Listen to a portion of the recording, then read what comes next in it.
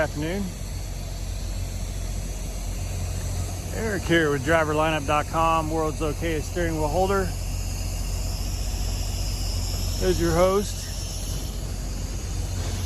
It's coffee time. Coffee time. It is a balmy 33 degrees from an undisclosed location. Working on a hell of a load, a great, just unbelievable couple weeks, guys. Unbelievable couple weeks. First thing I wanted to say is I want to ask you guys, especially you prime drivers out there, do you ever have a trailer so long that you start to build a relationship with it? You start to get to know its quirks, its strengths and its weaknesses. We have a trailer that we've had for like 2.5 weeks. And there's every indication that we're going to have it until Springfield, until we get home at the end of this week. So it's just funny every once in a while. It's a 191 series, so it's not elderly. It's not a youngster. It's got just the right amount of experience. It's good, faithful, loyal, dependable trailer. Jen and I were just talking about it yesterday. We had this trailer for almost 3 weeks. Anyway, guys, man, I don't know if we're just on a hot streak or what. I know it's not just us, but we are killing it in rates right now. I'll just give you guys a little bit of an example. Let's see, trying to think. From, I believe, December, I want to say 20th through today, which is the 4th. You guys will be watching this much later, but it is early evening on the 4th of December. So from the 20th to the 4th, we've only had one load that was under $2 a mile. Only one. That was a Tropicana load from Florida to Washington State, and that was $1.20, $1.25 a mile, which is really good for a Tropicana load. So every other load's been over $2 or higher. The one that we're on right now is $3 a mile. I got that one off Load Choice this morning. The one that we're pre-planned, which we were pre-planned 24 hours in advance, we were pre-planned. My fleet manager sent me a message. He's like, hey, we need this one shuttled down 200 miles, $600. Yes. Hello, nurse. Yes. So that's two $3 a mile loads in a row. So rates, we're just killing it, man. We are absolutely killing it.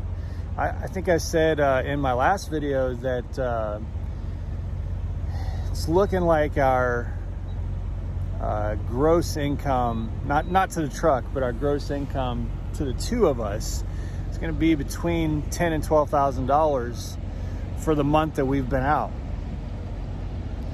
which is killer. And you guys are going to be really surprised when I do all my calculations when I get home. You're going to be surprised at the miles that we ran for that. Some of you that don't drive for Prime are going to be very envious, because it's not very many miles at all, man. So anyway, I wanted to get your take on it and see what you're seeing, because I watch the industry really close. I subscribe to Freight Waves. I always have my ear to the ground on the industry. I always want to know what's going on with rates. As I've said before, and I'm going to make another video about this when I get home, one of my deciding factors with coming to Prime was because it's somewhat shielded against economic downturns, because we primarily haul refrigerated freight. And that is you know, when you stop buying TVs and you only have enough money for one thing, you're going to buy food, you know. So I'm very much in tune with the freight industry. Now, I'm not some kind of analyst or anything. I'm not trying to pretend that. I don't really know shit about all that. But I do watch it and I do stay plugged into it. And I was listening to a couple podcasts while driving the last couple hundred miles. I can't remember what the podcast is because I wasn't messing with my phone. It was just like rotating through podcasts. It would do like a 20-minute podcast and just play the next one. But these guys were talking about how there was this expectation that rates would fall in January by 8 to 10%. And there's this surprise and shock in the industry that rates have not fallen, and in many areas they're actually increasing. The reason that they gave is that all these ships that have been stuck offshore because of pandemic, etc., are starting to come in and offload all those goods that have been just kind of sitting out there waiting. Ports weren't open, people weren't at work, people weren't trying to buy TVs and shit last year for like a 6-month period, you know. So what they're alleging and asserting is that in a time where you would typically see trucks this time of year flock to refrigerated freight, they're not. It's being evenly spread across all sectors of the industry. I have no idea. Something just freaked me out over there. Anyway, like I thought something was like, I thought it was like a snake or something. Anyway, they're alleging that, you know, during COVID, during that like 6-week period or 6-month period, a lot of refrigerated trailers that kind of haul a lot of dry freight too, especially owner operators, were moving over to refrigerated freight because nobody was buying TVs. Everybody was buying foods. You know, that's all they were buying, food. And it caused this really substantial ripple in the refrigerated freight market. Now, Prime's freights went down too, but because we have strong contracts, our rates went down less than those rates that aren't protected by strong contracts. So it hit us. It definitely hit us, but it hit us less. Anyway, so basically what they're saying is that what you would expect to see, what they expected to see in January, is not happening. Dry vans are running like crazy. Shelves are being restocked. Amazon trucks are running like crazy. There's all this dry freight coming off these ships, so those trucks are staying over there. Even some owner-operator refrigerated trucks are hauling dry loads. All the dry vans, their trucks are continuing to pull dry vans and not switching over to reefer because they all have plenty of freight. And what that's doing is evenly spreading the trucks out so that there's still competition for those trucks in each division or sector of the industry. In other words, refrigerated shippers and receivers, customers, are kind of in desperate need of trucks right now. Dry, they're in desperate need of trucks right now. So it's a driver's market. That's what they're alleging. So it could spell good things for us. You know, this is when we're supposed to see a dip in rates, and that dip isn't happening. So I think that's good news. It's hard for, well, let me rephrase. It's not hard for me to go home right now because we want to go home. We're ready for a break, but man, it sucks whenever this happens because, like I said, we only had one load in like the last few weeks that was less than $2 a mile. And we're on 2 consecutive $3 a mile loads right now. So it sucks, man. It sucks we were actually going to organize a load to Springfield tomorrow, which would be the 5th. But when Chris, my fleet manager, was like, hey man, you guys want to haul this one down $600 for 200 miles? Yeah, sign me up, man. You know, you got a couple more of those.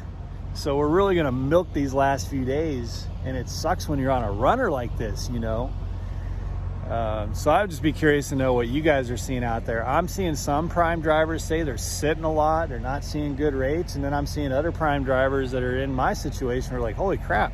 And it's not just because of load choice. Now, I did find today's load on load choice, but the $2 a mile that we took from Washington State to New Jersey was proposed to us by sales. And then the one tomorrow is proposed to us by sales, or pre-planned to us. So it's not all just load choice. It's the loads that are coming to us. And we haven't really rejected too many loads. We did reject one in Washington. We rejected a repower the other day, which was ridiculous. I don't trust repowers. I've been burned so many times. I'll do them. If he calls me and says, bro, please help me out, I'll get involved. All right, I'll do favors for him, for my fleet manager, because, I'll do it for him. But if it ain't him and it looks like shit, it's probably going to smell and taste like shit. He tried to get us to do a repower the other night. We were on a $2 a mile load to New Jersey, and he tried to get us a repower for like $1 a mile or something. We're like, well, why would we do that? Why would we give up our $2 a mile trailer to take $1 a mile trailer to a shitty location that's terrible for reload when we're going to New Jersey, where I always get good loads out of it? Guys, I haven't been to New Jersey for the past year where I haven't gotten $2 or better that I can think of. Maybe once or twice. Yeah, maybe once or twice, like $1.60 or $1.70. But usually I get really good rates out of it. So, we're headed to New Jersey on a $2 a mile load, knowing we're probably going to get a good load out of New Jersey. And they're like, hey, can you repower this for $1 a mile to a place that you do not want to go? Nah. But anyway, we haven't been rejecting a lot of loads at all. It's just good stuff coming to us. So I'd love to know what are you seeing out there, whether you drive for prime or not.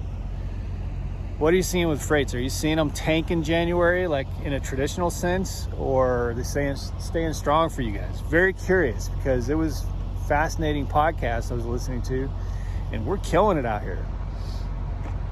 So anyway, I gotta go drink this coffee, give that reefer a drink. That reefer is thirsty, and I gotta go get this unloaded, go get that other load. So all right, guys, be safe. Make good decisions. As always, drive to thrive. Talk to you soon.